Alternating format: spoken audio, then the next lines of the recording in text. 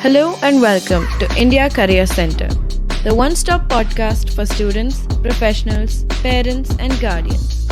In every episode, we will try to deal with a current topic that needs expert advice related to career guidance and career mentoring. Please welcome your host, Dr. S.P. Mishra to the show and happy listening. Ladies and gentlemen, welcome to another episode on India Career Center. Today, we're going to talk about a very interesting subject and very important subject. It's about migration. Now, why migration is so important? Let me give you three different data points. Number one, there are estimates to suggest that approximately 35 million Indian people of Indian origin, I mean, it could be diaspora, it could be NRI, it could be students, and so on and so forth. There are about 35 million people of Indian origin across the world. Number two, the people who are outside India, they are sending in a lot of money back home.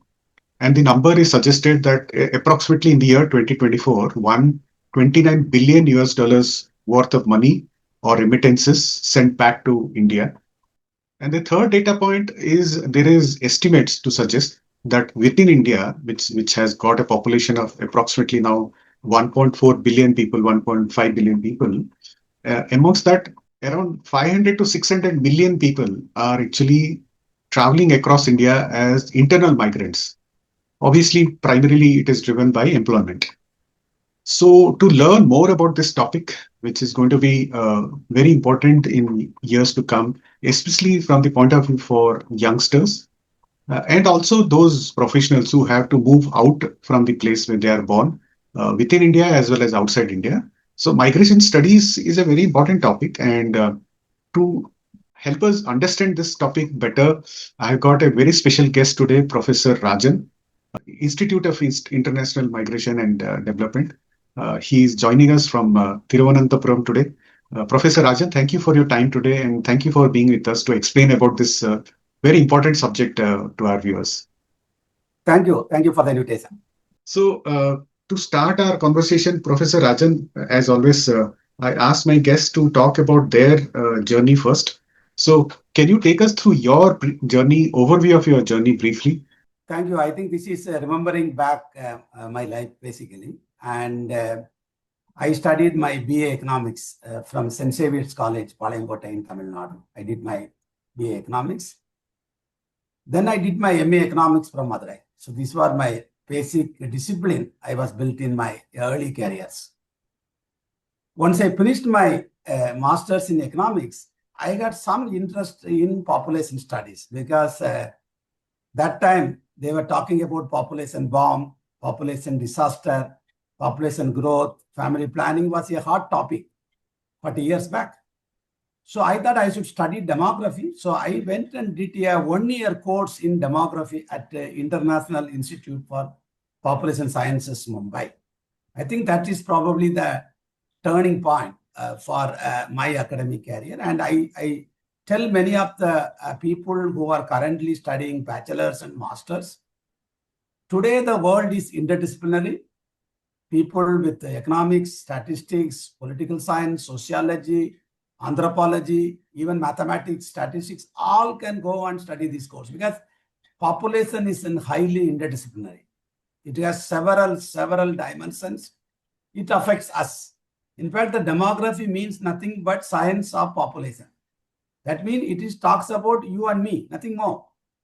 It will tell you how to understand ourselves better. That is demography. Demography, demo means people. Graphy means science of people. So it is about us. It is not about the money trade. It is not about deficit financing. It is not about note printing. It is not about anything. It is about you and me. So that is where I went there and I was fascinated with the subject. So I did the course in demography and then I continued there to do my PhD, joined there in 1983.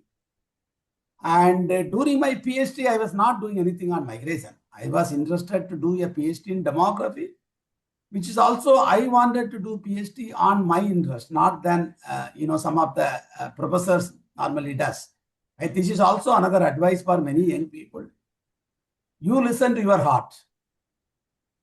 You should do what you like, not that your guide tells you what you should do. No.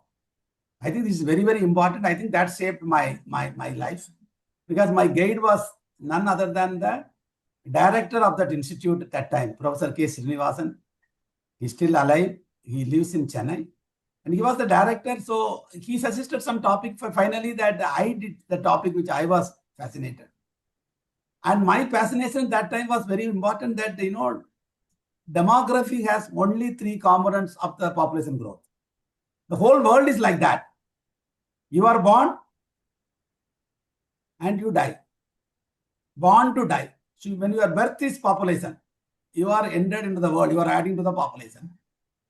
When you die, is minus, you are dead. You are removed from your Aadhaar card. Aadhaar card does not exist. When you born, you get a birth certificate. So you are added to the India's population. When you died, you are minus.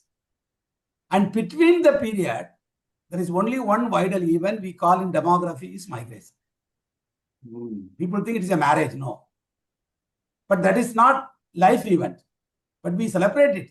But the life event is birth and death. And between that, some people migrate. Not everybody migrates. That's a very important point. People are born in the villages, married there, died there, buried there, or burned there. There are people, never move. But people move. So migration is one of the components. So we have 3 components: fertility, mortality, migration, which was taught to us in the first class in demography. But then I pursued my research not on migration. I pursued research on something that time was something new. I was looking for a new data. I always wanted to look at some new data. That is something very important. Not just a existing data. I don't want to travel to somebody to already done somebody. I want to replicate that. No, I want to look at a new data. And I came across the data, which I know the data, but I never knew that I can use the data to write a PhD dissertation. We used to write 200 pages to get a degree. It should be approved. So it's not like a small thing. The data was nothing other than the church records in Mumbai. The church records means among the Christians in India, they have baptisms, naming ceremony. The data will be available in the church. The child name, sex, father name, mother name, you will have hundreds of details in that time.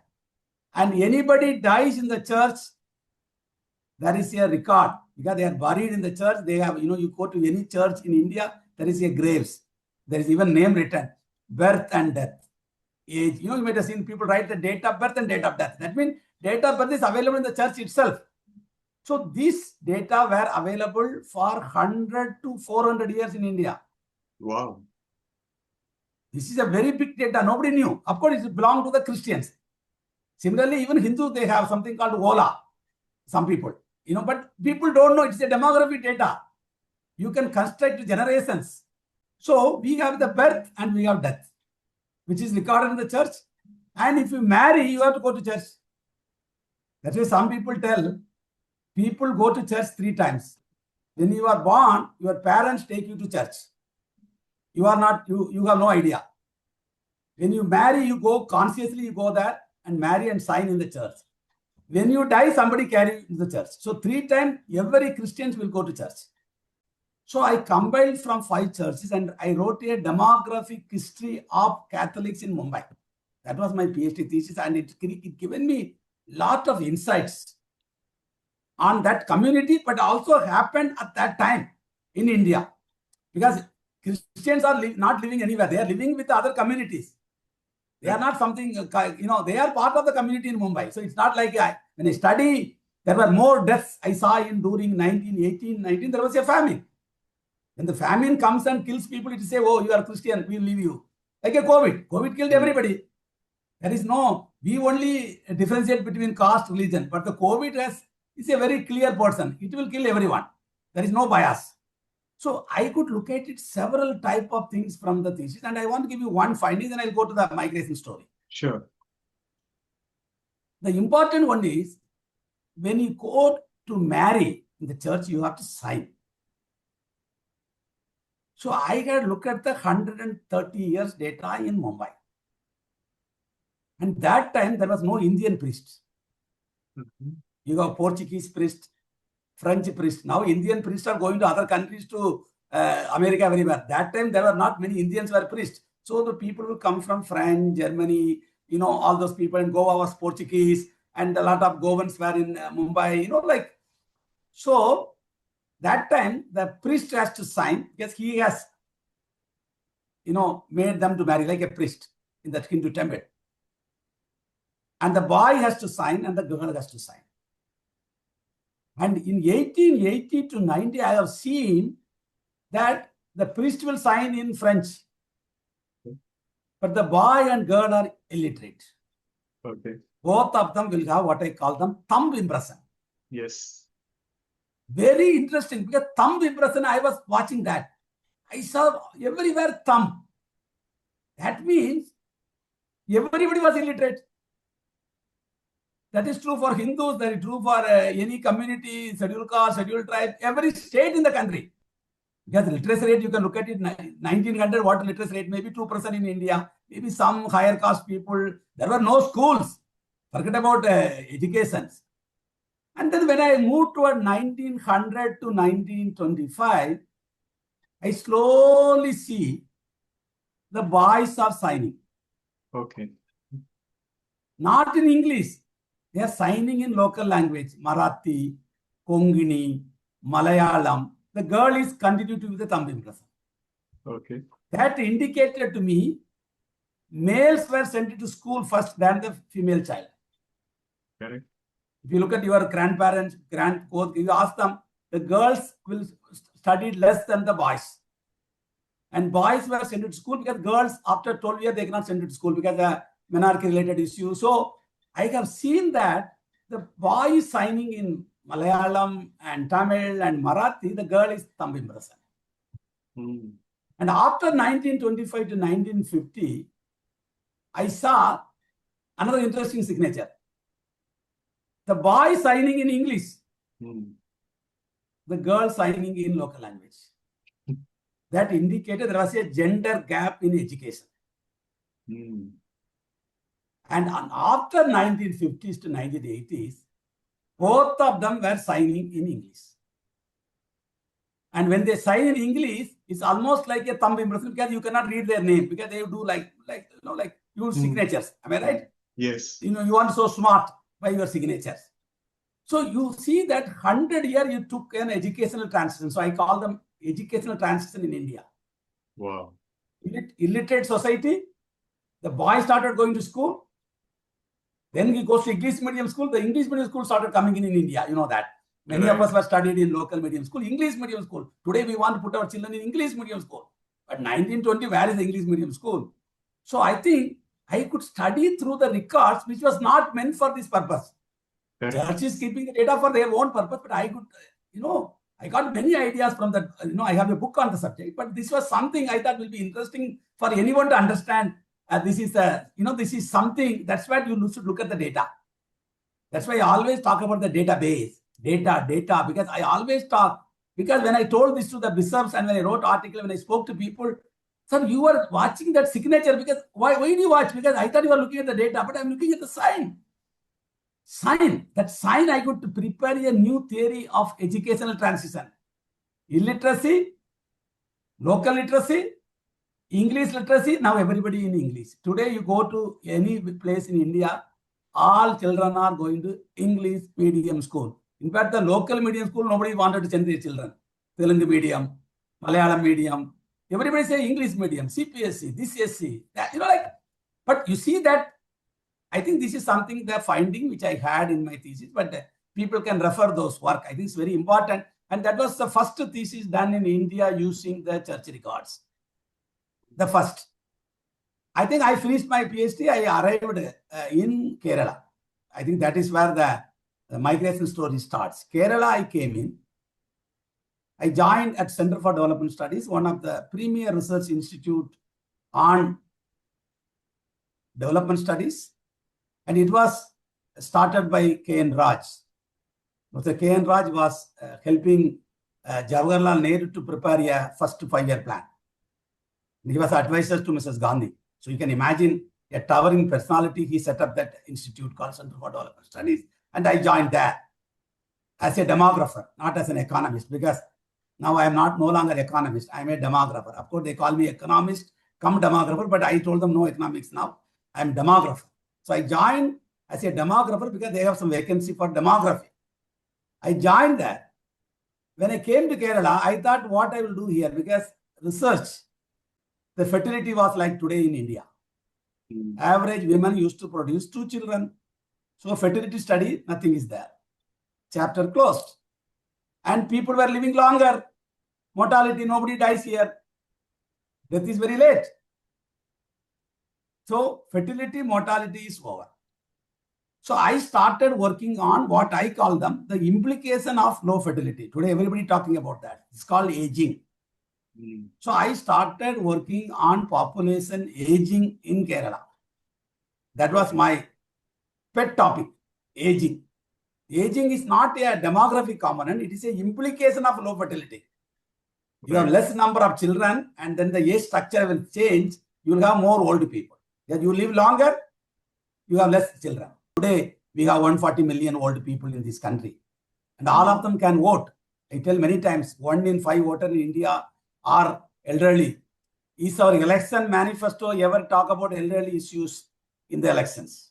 I used to tell, even I write about that in the newspapers during the election manifesto, missing the elderly there in the election manifesto. They do a lot of things. We do this. But what will do these people, 140 million people? Can you give them a free eye care facilities or give them free insurance? I am more on that. I was working on that. Then came in K.C. Sakaria. He's the founder, president of the institute, which I am right now chairing. He came and he retired from the World Bank and retired back, and he settled in Trivandrum. He affiliated to our institute as a honorary professor. Okay. I started working with him, and he was close to 75. He came one day and he asked me, saying that, among the people working here, I see you have some fire. Everybody works, but you should have some fire in, and I see some fire in you. So I need your help. I said, yes, agreed. He said, I did a PhD in demography in 1960s from America. But I worked in an institute where I got my PhD, International Institute for Population Sciences in Mumbai in 1960. He said, when I was 30, I wrote a book, Migrants in Greater Bombay. He wrote in 1960s. Book is available. And he told me, I started my career with migration. I am now 75. But I want my last study should be migration. Right. But I can't do alone. I am now 75. I want, can you be with me to develop a study and we will do it together? Okay. I will do everything because I am still active. I can see, I can work, everything. I said, yes. So in fact, I tell people, Sakaria baptized me as a migration expert. It's like a first baptism for me on migration because I had no interest on migration. I thought, I am working on aging. There's an old man. He's coming and asking me, can you help me? I said, yes. So we did the first migration study in Kerala called the Kerala Migration Survey in 1998. Okay. That is where we started migration survey in 1998. And the rest is history. Now, I think if you Google migration and now, I am like, I'm like, like if you call migration, Rajan, it will be like coming together, it's like we are together. But, I think he brought me and I continue to work on migration even today. And that is one of the things of this institute history also. Okay, so when Mr. Jakaria came, that's the time when you started this IIMAD also, or how IIMAD was actually created? When Sakaria came, I was close to 30. But this IIMAD idea basically came to me probably 10 years back. Okay. I felt personally that not many institutions and individuals work on migrations in the country. Because I believed myself, because we have fertility, mortality, migration.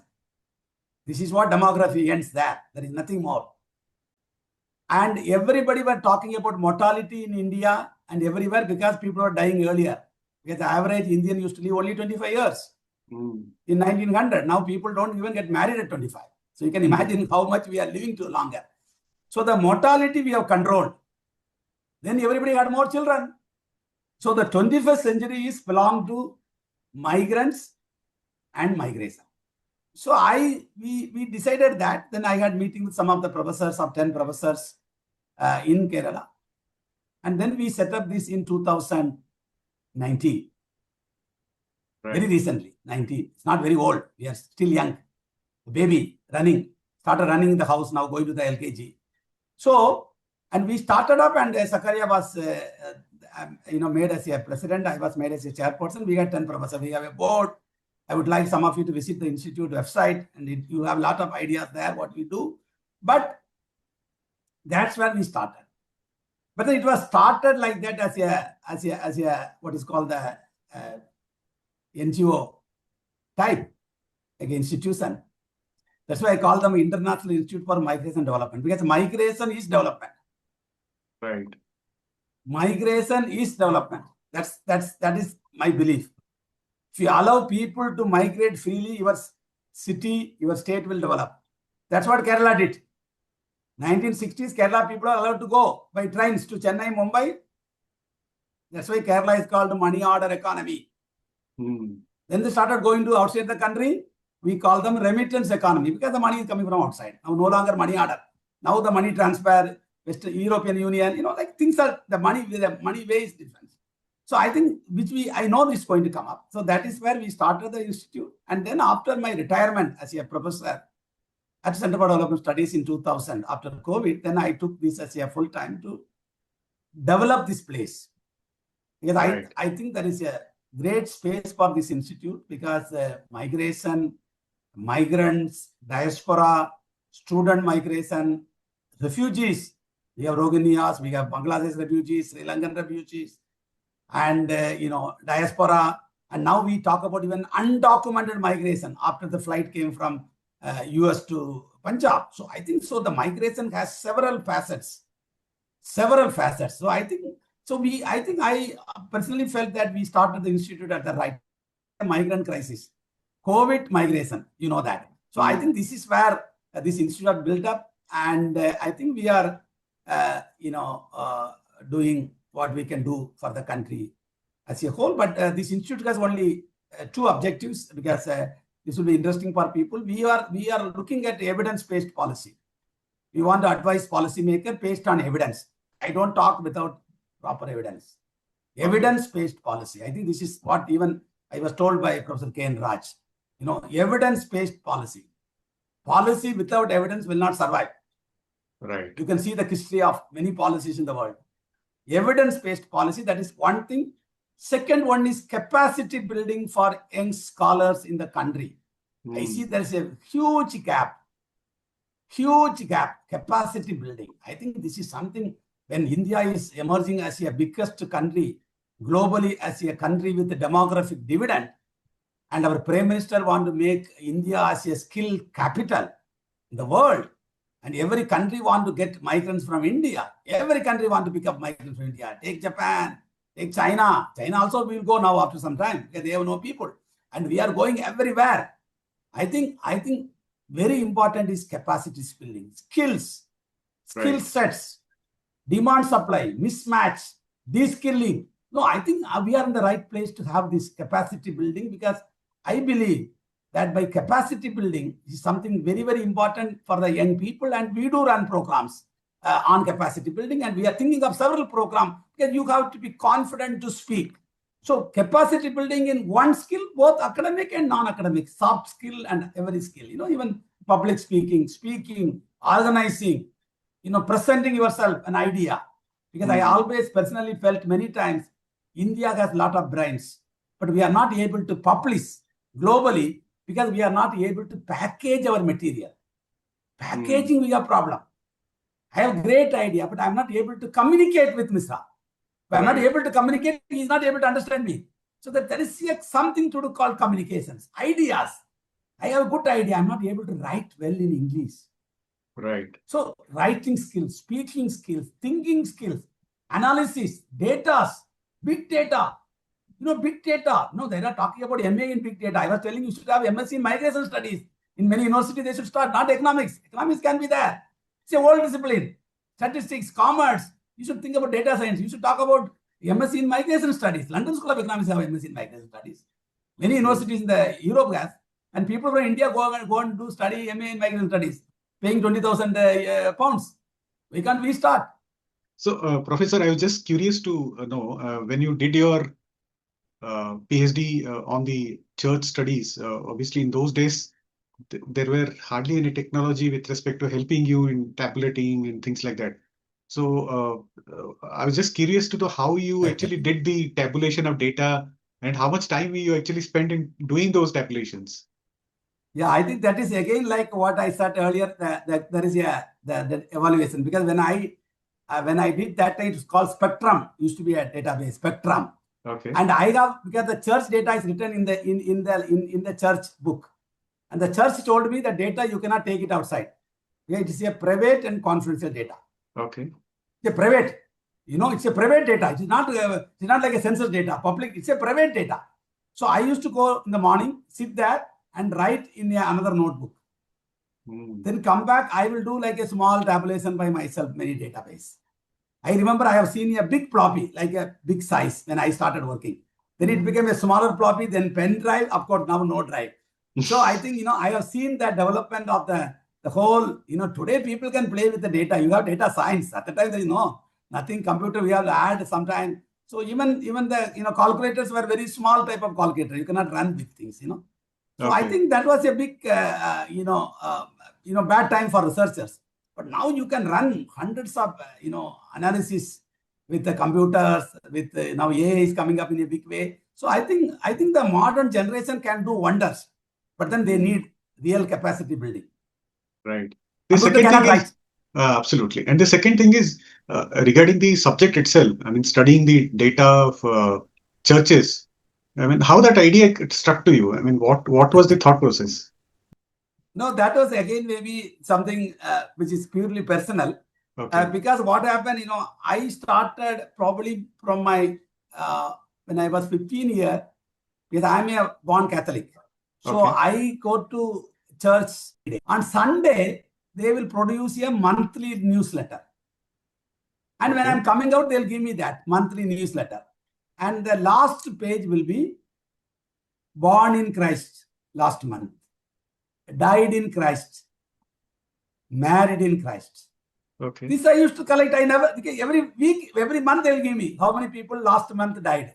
Okay. 4 people, three baptisms, 4 marriages, and some month there will be more marriages, some month there will be more death. Like in all the climate is there. Okay. So this date, date I also know because I was baptized. I also know, but that idea came in. Oh my God! Every month they have. If they had 1 year, 2 year, 100 years, my God, that is where I started. That is a big, it's like a. You have to tick you have gold, but you have to tick the gold. Gold will be very down, am I right? So that is where I started doing that research. But when I went to get the permission because I had to get the permission from the Bishop of Mumbai. When I went to see him, he said, nobody asked us the data to be studied. Right. That this data was studied in Europe, in UK. Because UK, many countries, you have more Christians, so you have more data. But India is we are only 2% of the population is Christians. You see, it's a very limited data. But you are asking, so he has given you permission. He said, somebody came and asked me, first time, can you give me a permission to use the church data for PhD? See, that is where I started off. That is where I started off. Okay, and I'm again curious, now that you have actually done your PhD studies based on the data from Mumbai, the same could be replicated elsewhere, isn't it? I mean, any thoughts about that? Has anybody really done any other study based on your idea? No, I think I am telling to the church to digitalize that now, the data. It can be digitalized now. It can be archives now. Maybe Digital India should take it up. And there can be hundreds of theses can be done on the data. But because I did the thesis, I told my idea to one of the students who's joined for PhD at CDS. Okay. So I told him I did in Mumbai. Then he said, let me go on back in my church because he belonged to the Syrian Christian. Okay. Syrian Christians, they have history of St. Thomas. They came to India in the 50s and he constructed 7 churches in Kerala. So I said, go and see, maybe there will be a record. So he went and located. He said, yes, we also have the data. So he did a PhD under me. Okay. Under me, he finished a PhD on the Syrian Christian data. and we did some comparative between Latin Catholics in Mumbai and Syrian Christians, and he was my first PhD student, K.H. James. And later he became the director of the International Institute for Population Sciences, Mumbai, where I studied demography. So, it's like a proud moment for your student is a place where you did your PhD, So he was there. So he did his PhD on the subject. Of course, after that, we all moved to another subject. He's not working on that, but I think this is still, we call them in demography, historical demography, it is called. Right. Demographic history. So people who are interested in the history with the demography, they can do wonders. They can do wonders because this is again because you asked me, I'm going to give one more example from the church. Right. In 1920, I have tabulated data. There were 25 marriages. And there is a question in the church. If you are marrying, they'll ask you, are you a bachelor? Are you a spinster? There's a question there. Okay. So there are 4 types of marriages in Mumbai at the time. Bachelor, spinster. That's what normally you expect. First marriage for both of the people. But then people die early. Pregnancy, the maternal mortality was so much. People will die at the first pregnancy. Correct. The man might marry second time. Am I right? Some fever will come, husband will die. The lady might marry second time. So I studied the remarriage pattern among Christians. So you have 4 marriages, spinster, bachelor, first marriage. Then you have widow, bachelor. For her second marriage, for the boy, first marriage. Widower and spinster. For him second, for her first. And then widower and widow. Both of them second marriage. Okay. And I was mapping that. It's because this is available there. Widow, widower. Both of them widow, widower. And I located that in 1900 to 1920, there were widow marrying bachelor. Okay. Among Christians. That time they were talking about sati in India. They were pushing the women to die along with the husband's fire. When I read the history, there was a sati came, Rajamohan Rai came. But here I see a widow marrying a bachelor. Can you imagine? But this is not, it's a data. It is not like you are telling a story there. Yeah, there is evidence there. Widow bachelor is something, maybe one marriage, but it is there. And that means in India, when they talk about widow remarriage was a big issue, widow burning, this along with the husband, they should die. And at the same time, there is a place, there is a community in India where the widow is marrying, widower is fine. But widow marrying a bachelor, my God. So, this type of thing, you can go back historically what our parents, grandparents did. At what age they got married. Because there is no age at marriage. There is no law. You can see your grandmother probably married at the age of 14. You can go and find out. And they got the first baptism when she was 16, first baby. And she died at 25. Your great grandmother, you can look at everything. There was no migration at the time in an area. So you can completely rebuild your, what is called the genealogy. You can go back and construct your generation to generation, back. You can go to maybe 6 to 7 generation, you can go back. Because generation is only 30 years. Right. Because when you are called, your mother is called grandmother, next generation. Okay. When a grandchild is born, grandmother. Otherwise, you are called mother. Nobody to call their grandmother. So that is only 30 years. You have to have a baby, and the baby gets married. They have a baby. You are grandfather. Right. So it's like a 30 years. That means if you say now we are in 2025, you look at 125 years, you have 4 generations. And some church, they may have 5 generations, 6 generations. Very interesting, data. I think this is where, this type of data might be available in other communities. I don't know, like Banaras, Hindu temples. We don't know. I have no idea. Marriages, because marriage is also done among the Hindus. It's not like they living together was not there with any community. Now only we are talking about living together. Am I right? So there might be some marriage customs. In fact, I was looking at some of the customs. People marry at young age, then they will send the girl after she become menarche. Like send the girl after few years. Like those type of things. Coming for the first delivery to the mother's place. So the baptism will happen in the mother's place, not the father's place. You see the customs, all you can build in there. Very interesting to look at the history. I think it's very, very important that data can be utilized. And I'm telling the people to digitalize that. I have some interest. Maybe I'll take up the study, maybe my 2.0 along with migration.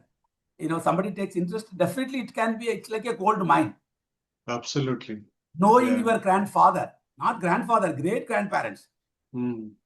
and their living conditions. Yeah. It's very interesting, very interesting. In fact, the study done by my student clearly indicated that when the agriculture is doing very well, immediately after harvesting, there will be a lot of marriages. Mm. You need money for marriage.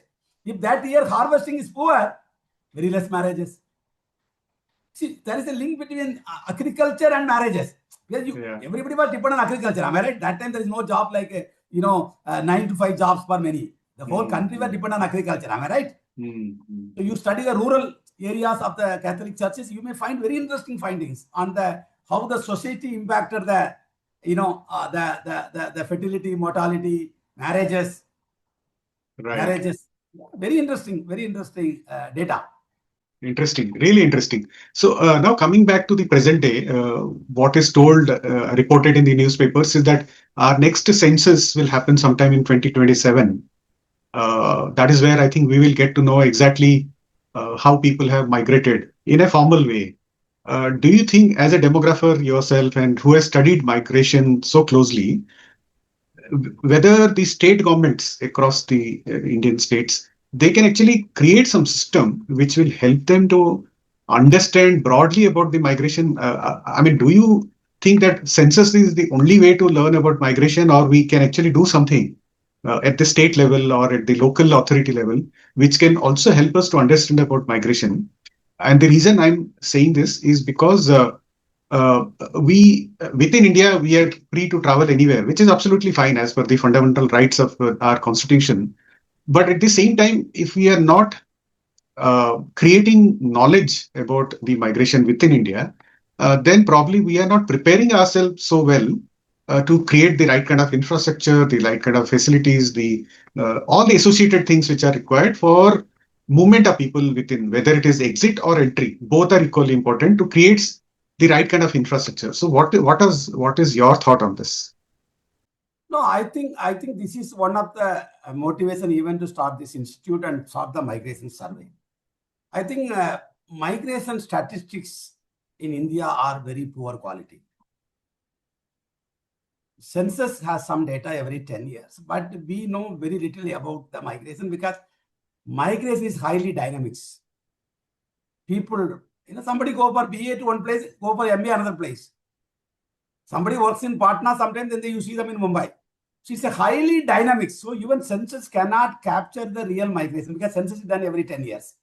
Of course, now we are doing it after not 10 years, we are doing it after 16 years in 27. So there is a gap, normally 10 years. So the census cannot capture migration now compared to earlier. Yes, migration is a highly dynamic because the fertility mortality is now not dynamic. That's very important.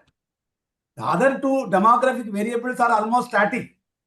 Fertility, mortality, static. So migration is a very active, but we are not having enough statistics to make plan and policies. So migration statistics are really weak in our society. And that is one of the reasons Zakaria wanted to start a migration survey itself. I asked him what is the main motive of this survey. He told me lot of people from Kerala is outside. There is no number. Everybody tells 1 million. I asked anybody, how do you get? Sir, we think 1 million. It is not estimate. It is guesstimates. Today, we are all talking in India on migration studies only guesstimates, not estimates. Then he said, we will do the survey. We will estimate the international migration from Kerala. After our study, nobody should say, we think, I think. No. According to the Kerala migration survey, this is the estimate. And we did that in 1998. We said 1.3 million Keralites are in the Gulf. 23, we said 2.2 million Keralites are in the Gulf. So the number was fixed by us. We never went back. Last 25 years, irrespective of the government who rules Kerala, we were part of the migration research. Because migration has no politics anyway. Data everybody required. Whoever rules, they need a data. So just a thought. So is this survey being done almost a year basis, or how is it done? It is done every 5 years. Okay. It's like a 5-year survey because we thought that 5 year we should do. So we started in 1998. We replicated 2003, 2008, 2013, 2018, and 2023 was just completed. Report is available in the public domain. That is where we mentioned about student migration. 98, we never talk about student migration in our report because there was no student migration. Right. 2023, we got talked about student migration because there is a change. So this is every done 5 year, and advantage is that it gives you not just the number, it gives you migration corridor, it gives you how much money comes to Kerala, because India gives you one number which you said 129 billion, but how much Kerala gets, how much Punjab gets, we should know, the state should know. So that is where we started producing the state level remittances and the quality of migrants. Are they educated? How many graduates are migrating from Kerala? We have data. We don't have the skill data because skill is unable to sometimes measure. But education, graduate, postgraduates, and what age people migrate, and what age they return. So we have a multiple type of data. That is why the Kerala model of migration survey, I could talk to several governments. And we replicated the Kerala model of migration survey in several places. We have done in Goa. We have done in Punjab, highly NRI state. We have done in Gujarat. We have done in Tamil Nadu, other than Kerala, where everywhere I am involved. Recently, we did in Orissa and Jharkhand, which is hugely internal migration state compared to Punjab, Gujarat, and Kerala. So just a question. So when you are studying the migration survey, you're doing the migration survey, is it the focus only on the external migration, or you're doing also for within India migration now? We can get both in our survey. We can get both in our survey, and we do that even in Kerala.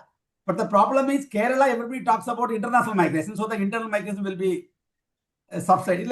It's like a politics, no? Somebody will be talking every time. Other person will not be talking. So in Kerala, it was international migration. In Orissa, it was internal migration.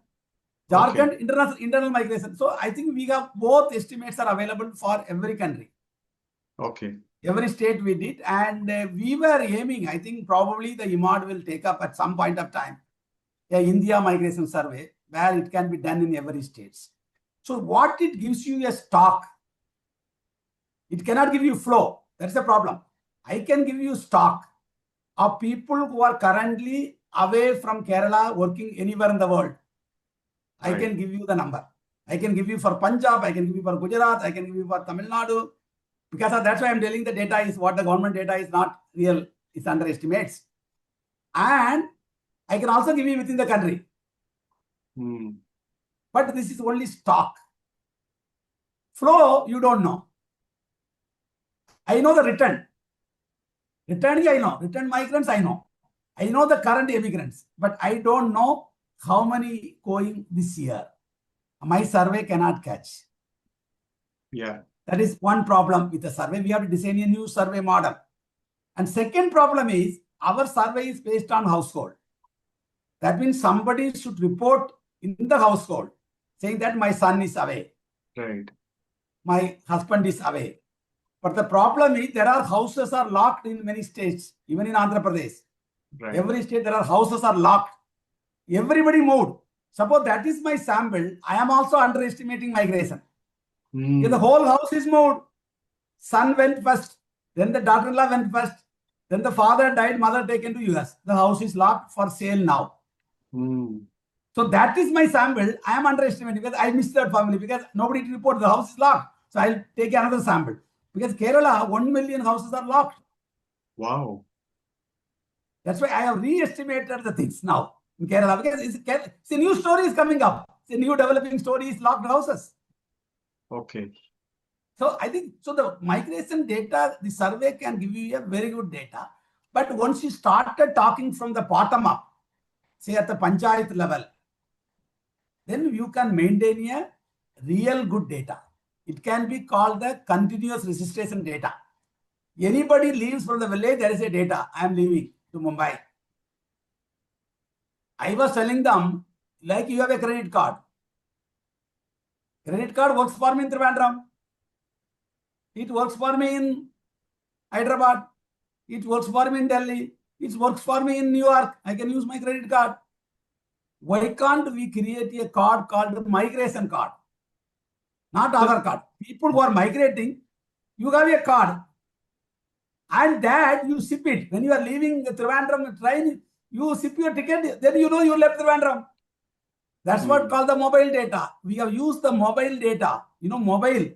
Say today I am in Trivandrum. Tomorrow I am in Hyderabad. My mobile agency knows that I am now in Hyderabad. So I am in Delhi. So you look at that. We have how many million subscribers are there in our country. That can be a big data to study migration. And we studied during COVID-19. Because COVID-19, you are not you. When you move, your mobile also moving. Misra now will not move without a mobile. Am I right? Yes. So your mobility is captured by the mobile data. And there is no individual data. That says that how the mobility during COVID-19, the waves, you are stuck. You are calling only from Hyderabad. All your parents, children, how are you? Are you okay? Like that. Am I right? So you are mobile, but you are located there. The location is known by the mobile data work.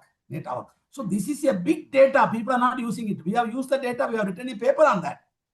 Okay. How was the migration happening and what are the migration corridors? Okay. It is Orissa, Hyderabad. It is Chennai, Bangalore. It is Lucknow, Delhi. We can know that where people are moving. That's what we call the train data again. Trains movement, mobility, flight mobility.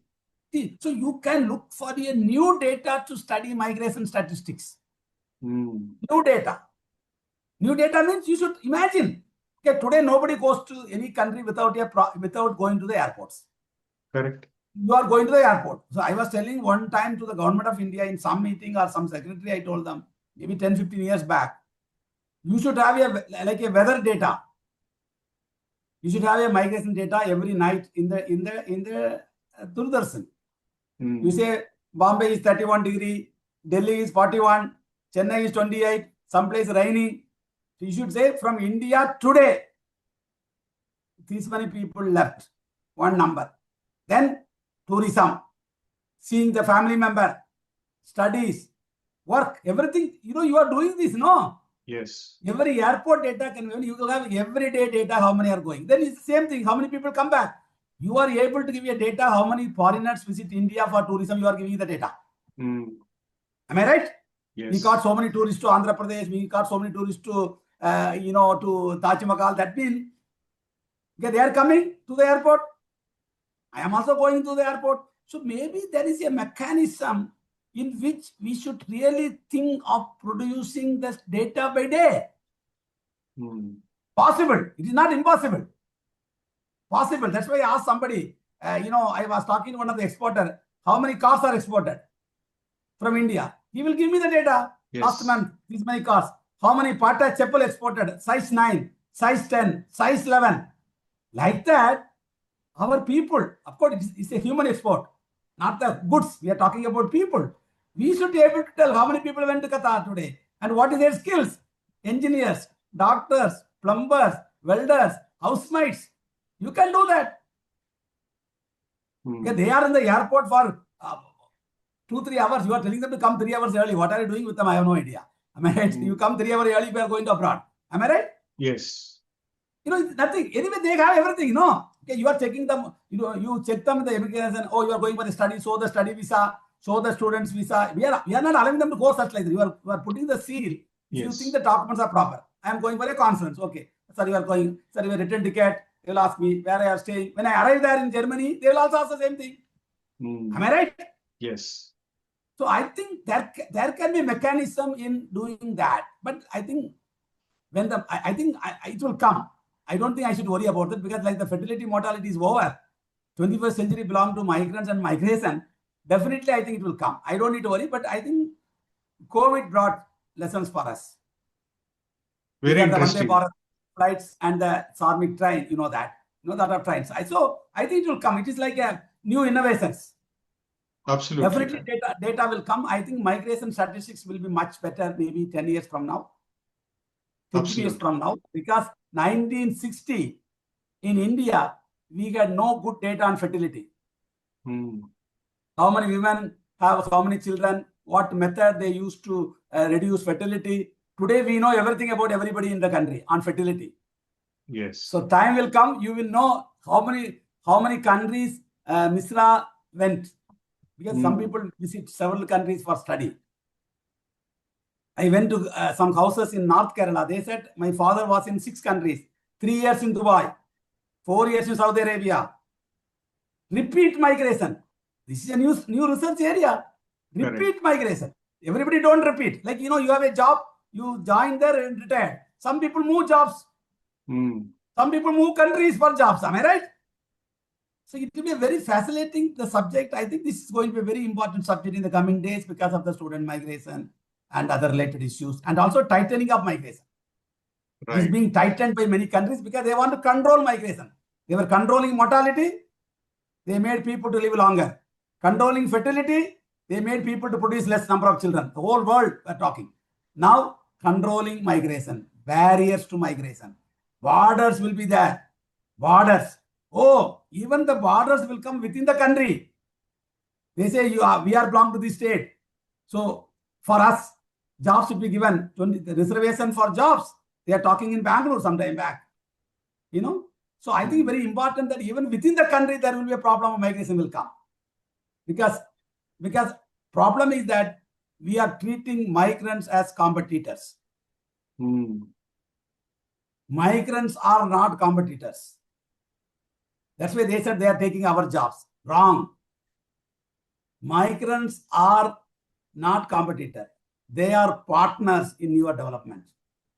Migrants leave, there is no Chennai. Migrants leave, there is no Hyderabad. Yes. So I think that has to be built in. That's why public knowledge on migration is very less. What it does. Right. Migration is going to be, even you don't migrate, it will impact you today. I think that we have come to a stage, you don't migrate, but somebody's migration going to affect you. Maybe your son, maybe your spouse, maybe your father. That is within the family. For example, there is an area, migrants are coming from America and buying a land. The price will be very high. You can't buy that. So they are affecting your land market. They are ready to pay the payment seat to get an engineering college, NRI quota. See, so it will affect you. So the migration going to affect both the internal and international migration going to affect individual, communities, economy, and society. So Absolutely. It is like what I call them, like when there is a clean water, you put a stone, it will give ripples. Yes. So migration has a short-term and long-term ripple effect in our society. You like it or not? And I mean, just to think in a slightly different context, whether it is migration or otherwise, I think primarily the impact of migration comes from the fact that economics and trade, these are the two things which actually drive migration, isn't it? I mean, what is your thought on that? Main motive for migration is money. Yes. The economics, we call them wage differentials. Kerala plumber will go from Kerala, he will work in Dubai, he will get 1 lakh. We will get a plumber from Orissa will come to Kerala and he will get 50,000. He says, I am getting only 10,000 in Orissa, I am getting 50,000. Kerala fellow says, sir, I am getting 50,000, I want more, I am going to Dubai. So it is migration means M equal to M. Migration, money. That's all. No other reasons. Money is the first primary reason. I am earning more than the theoretical salary. No, theoretically, you think, if I go to Dubai, I am an Uber driver in Hyderabad. If you are an Uber driver in Dubai, oh, sir, I will make more money. So the money is the prime economic reason for migration. Of course, it has implications. Because money cannot do everything for you. Am I right? Yes. Money required, but more money, more problem. That's why we have problem of migration also. Right. Okay, now looking at for youngsters who are watching this and they have been sufficiently motivated by whatever you have spoken so far, for them to pursue a career in the area of demography or in the area of migration, what are the various pathways they can actually follow? What are the various things which can be done? Of course, everybody probably cannot have a migration study because there are no formal courses probably which are available. But please guide us on this as to what are the various pathway to get to this profession. No, it is not just migration studies. I will put in a very larger context because it can also offer employment. Right. Because I was teaching because migration and aging, I think these are the global topic now. Right. Migration and aging, these are the global topic. For example, I was teaching a course on aging and development to the IIT students in Hyderabad. After my course, one girl wrote to me saying that I want to take a startup for helping elderly. Startup. And similarly, you can imagine you are going to have 140 million people in the country, older persons. And out of them, 5 million are bedridden, not in your house, somebody's house. There are 5 million people are bedridden. What is the care demand? I'm ready to pay to look after my father 24 hours. What I get right now? Do you have that positions? UK talking about that age care. This is one idea. And 5 million people are bedridden. Another 10 million people are only moved within the house. They cannot go out. They know how to eat food. They know they take their medicine. You can leave them at home. They will do everything. But they will graduate from moving in the house to the bedridden stage. Like you move from BA to MA. Next stage. And then there are many young, older persons. How do you engage them? Yes, everybody talk about green economy. I talk about silver economy. People above 60, 2.0. The movie can come part 2. Why can't the people have part 2? And part 3 also coming now. And in fact, I saw part 5, Houseful 5, something like that. 5. And I'm talking about part 1 and part 2. One is your real life till 60 or 65. Then second part. Some people, second part might be much better than the first part. Yes. How do you engage these older persons in the country? Empowering them. And this is a great task for the country. This is one side. And how the young people can help them. They are all knowledge economy. Am I right? Skills. See, when I was a young boy, there was a stenographer in our office. Now there is no stenographer. Everybody is stenographer now. You write your own letter. Yeah. And I used to be a lift operator, olden days. Now there is no lift operator. You only operate your own lift. You go there any place, you lift. 4th floor, you only press. So there are jobs will go. There are jobs will come. Can you create a job for elderly? This is one side. Then migration services. Today, many students are being cheated. Many migrants are being cheated. There is no ethical recruitment. Ethical recruitment is not there. You can do business ethically. Start talking to universities. Help them to go the student to the proper place because many students are sent, they are sold dreams by the agents. So there will be a lot of opportunity to work on the related migration infrastructure. I don't talk about roads, bridges. I'm talking about infrastructure. Migration infrastructure to migrate legal, orderly and safe migration. We have seen India's policy is safe, orderly and legal migration. We are talking about that. At the same time, Indians are being undocumented in America. Something wrong somewhere. And all of them were paid 40 to 1 crore to go to that route to reach America. So you have to come in. So you can help them. If you are helping them, 10, 15 people, money will come. You don't need to make big money. You are giving them lot of service to them and in the process you will earn money. You don't need to do, free service. But you can really build them up and giving them small skills, soft skills, long skills, prepare. I think there is a wonder. Migration related opportunity will come more. And digital literacy. Digital literacy for older person. You can do for whole lifetime. Today, anything you want to do, you have to use the digital. How many elderly people in the country know how to book their train tickets? We talk about digital India and we talk about sustainable development goal. It says no one should be left behind. Are you leaving our migrants? Are we leaving our elderly? We are not talking about are you leaving the caste? Are you leaving this lower? No, I am talking about the real. Are you leaving the migrants? Are you leaving the elderly citizen in the country, senior citizens in your development? Because elderly, you are there because of your parents and grandparents. Am I right? They built your life, giving them back. Because what? You are adding years to the people. Live longer means what? Adding years to you. Live longer, another 5 years, another thing. But are you giving life to those years? Right. I think you can do wonderful opportunities for both migration and aging will come in. And you should look for a right opportunity, because today everything is multidisciplinary. Absolutely. Engineers can work on migration. So I think it's even elderly housing. The house you built when you are 40, the same house you will fall when you are 60.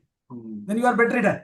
Same house. Elderly friendly, you don't know, because you think you will be like this 40, but you will become 70. You normally occupy the first floor when you are young. Then you may not be able to climb. Then you will tell your son, you take the first floor, I will stay in the ground floor. Because you can't climb up, otherwise you will fall. Am I right? So this elderly friendly services, infrastructure, I think, India is going to have enough job market, but still some of them will leave. Some of them will leave if you have a right skill. Right skill, if you have, you will leave. Otherwise, you will be de-skilled in America. You will be de-skilled in UK. Right. De-skilling also will happen. So now coming to the last one, I know IIMAD is actually doing a lot of research work continuously, and also you have a lot of interns working with you from various fields. So can you just explain a bit about what the interns are doing and how you're getting them? What is the idea behind this? No, IIMAD is offering internship to students studying anywhere in India, and also some of the students coming from abroad. I have a girl right now from Germany for 3 months.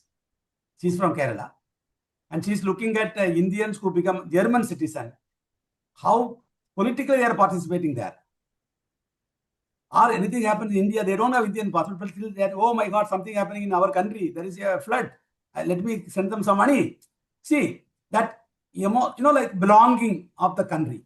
Now you don't belong to India because you have lost the Indian passport, because you have no dual citizenship. You took the American, Germany passport. So she studied. Like that, we get a lot of people working on different facets: political science, sociology, economics.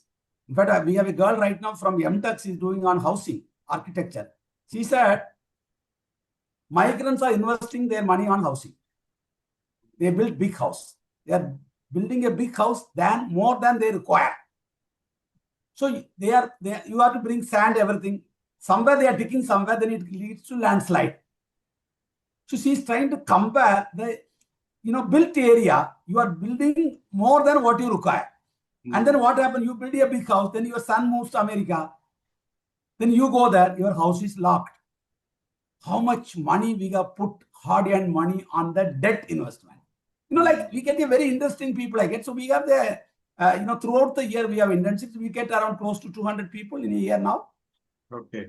And it is likely to increase because now the university is starting with the 4-year BSc program. And the last semester will be a dissertations. So we may get more people because many universities are there. And also we sign MOU with many universities, both private and government. Central universities, state universities, private universities, we sign. So we have a lot of people want to come. That's why we have expanded the space now. So we can accommodate close to 50 people at any point of time. Then we have special lecture for them. And that is something very important because it's a capacity building. It's another way of capacity building. And also some of the people, even I jointly guide them. I guiding recently a student with the IITs. Even in abroad, I'm guiding the students like a local guide. So I'm signing a thesis. So I think this is all very important. So this is one thing we do. Then the capacity building courses. We are running now close to 15 courses on several facets for any people who are in the mid-career level. Anybody from age 20 to 30, they can always find something interesting to learn from here. Okay. Anybody in the country. Great. I think we can keep on talking about this subject. You can talk for many, many hours, but I know you have to get into another meeting. So we will conclude our today's discussion here today. But we will again catch up with other topics. There are so many new topics which we need to discuss. So it would be a great honor to host you again. And thank you for all your insights today on this subject. And I hope our listeners and viewers will get a sense of the topic called migration, which is currently being seen from a very bad light, I think, because of media and other things which is currently happening across the world. But this is an important subject and will continue to remain important in years to come. So thank you for all your wisdom and insight on this stuff. Thank you. Thank you. Thank you very much. Thank you. Bye-bye.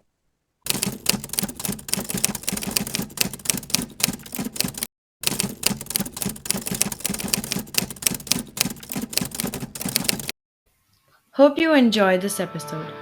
We sincerely wish you could take something from our conversation today and be able to apply it to your life in a positive way. We value your feedback. This can help us improve our future episodes. So share your thoughts to serve you better. If you want us to focus on a topic which you think is of importance, let us know. We will share our expertise in future episodes.